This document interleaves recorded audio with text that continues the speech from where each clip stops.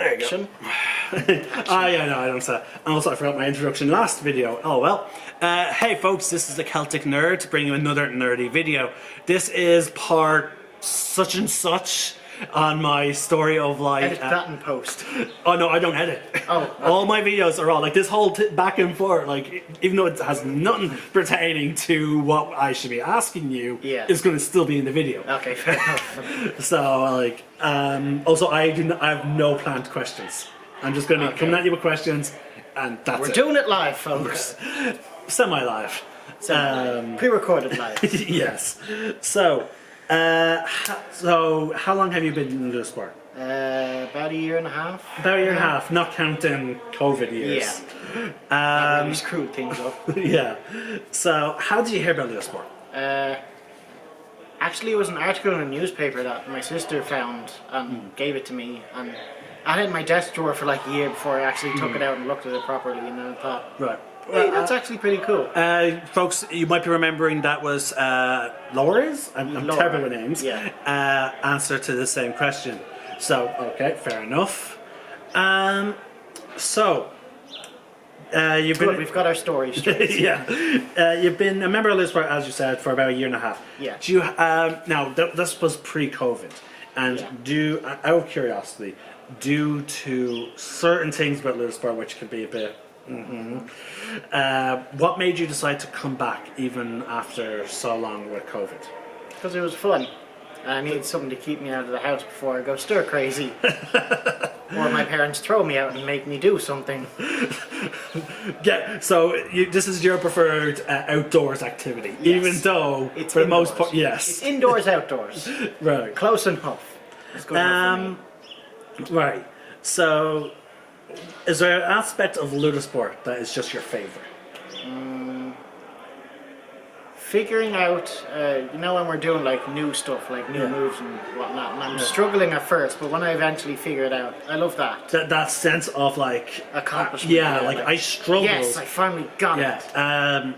Again, like satisfaction. I imagine there might even be some satisfaction of like going back and rewatching some of your previous fights, like looking back at when you started versus to then how well I am now. Yeah, like I imagine that is also a great sense of. Yeah. I noticed that you wear glasses. Yeah. Has that led to any difficulties with Little Sport? Only when I'm wearing a mask. Only when so, you know, it kind of fogs up a little bit. But if I like wear it over the front of like... Oh, as in like the mask that we wear because of COVID. Hang on, I'll demonstrate. Those masks, okay. Yeah. I was talking about maybe even before pre-COVID. Was there any difficulties with the glasses? Not really, no. See, you just wear it like this and it doesn't fog up anymore. Okay, so... If you wear it like this, then...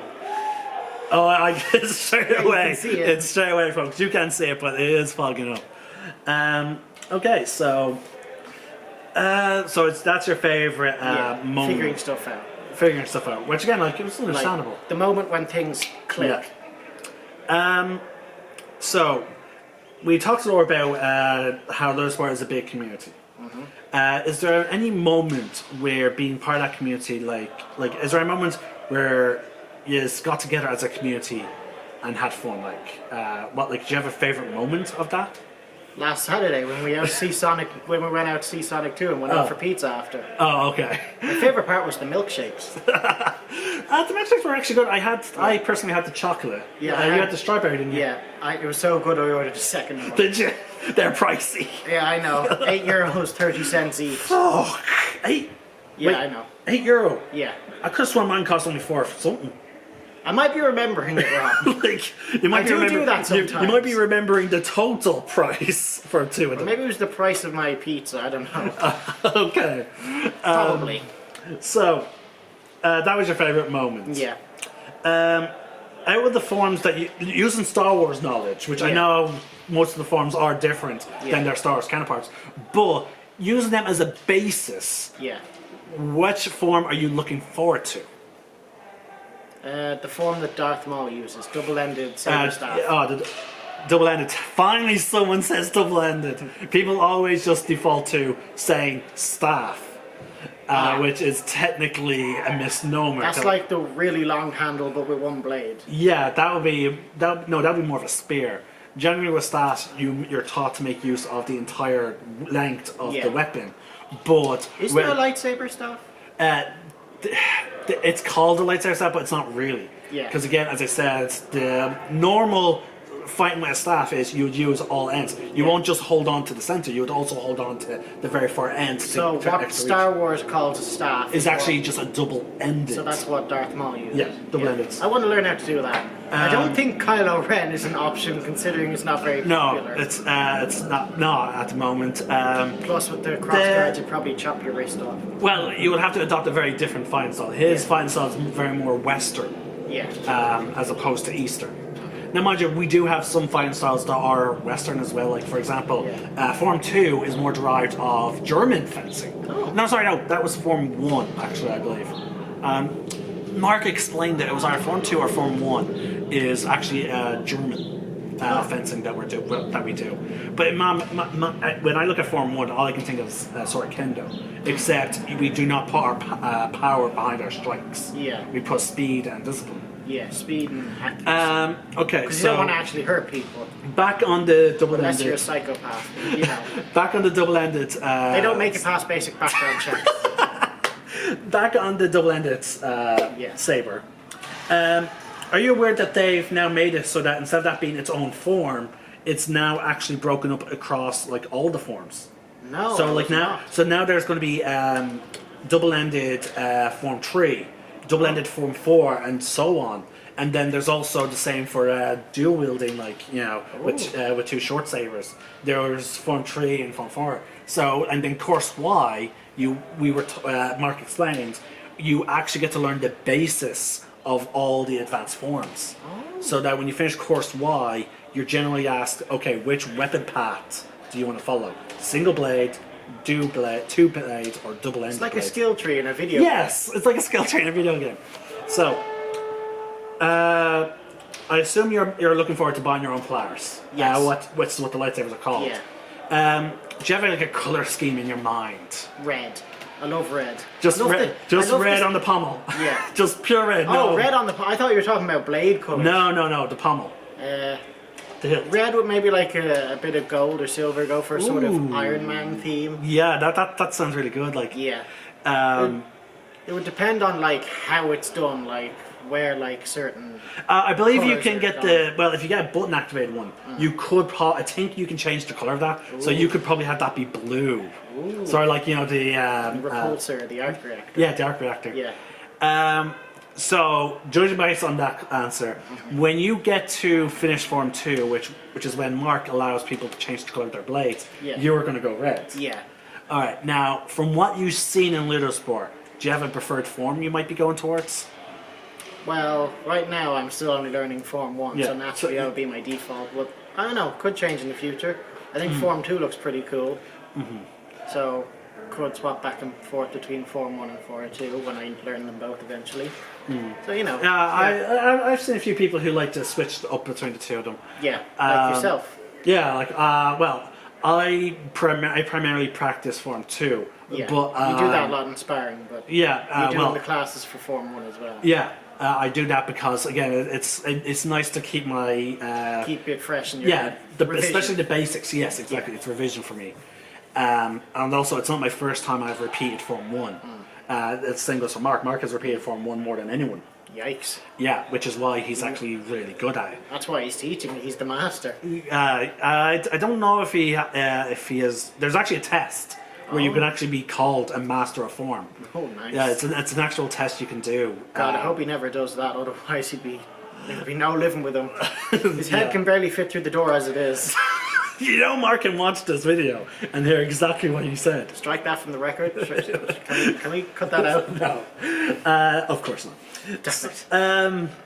So you have your first tournament coming up in a couple of months. Yes. Sorry, your first official tournament. Yeah. Not counting the mini one you took part in. Yeah.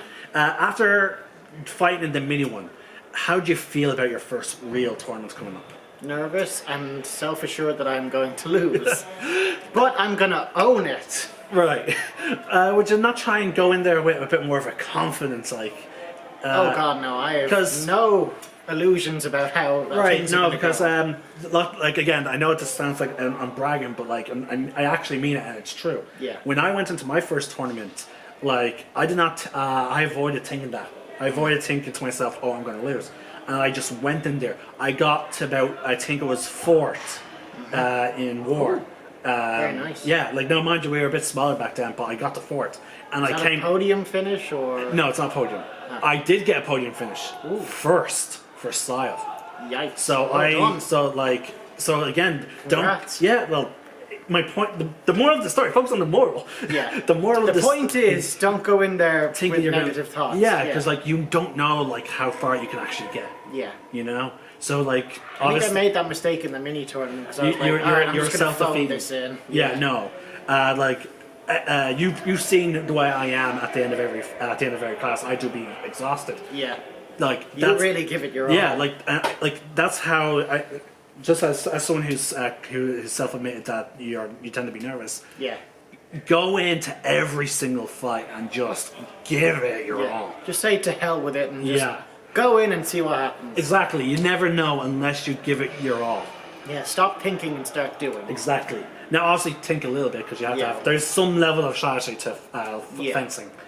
And also, you have to remember the footwork as well. That's my Yes. biggest flaw at the moment. I'm getting there though. Again, it shows. Yeah. All right. Well, that is it.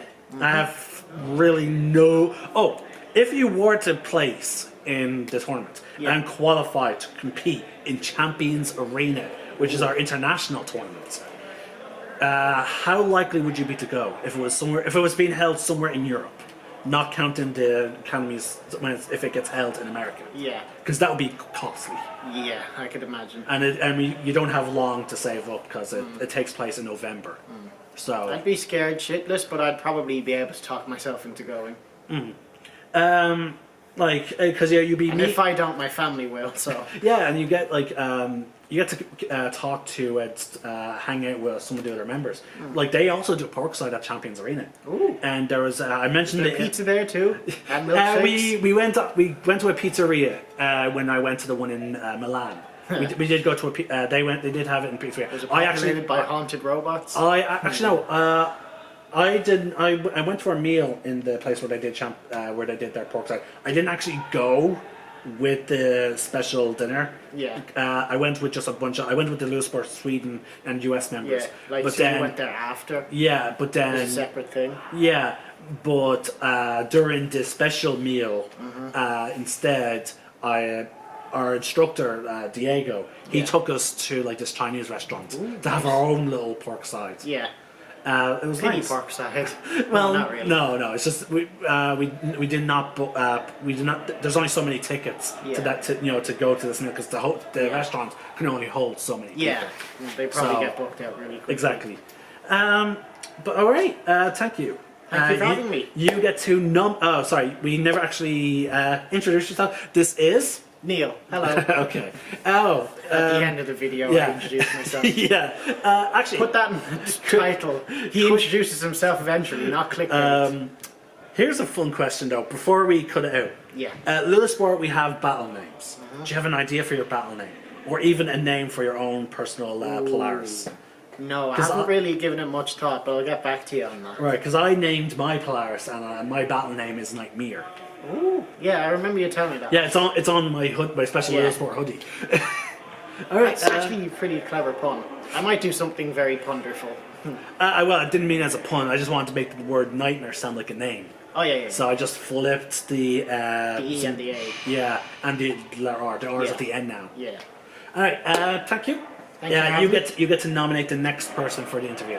Who hasn't gone yet? Enrico and Adam. I'll go with Enrico. It's his turn now.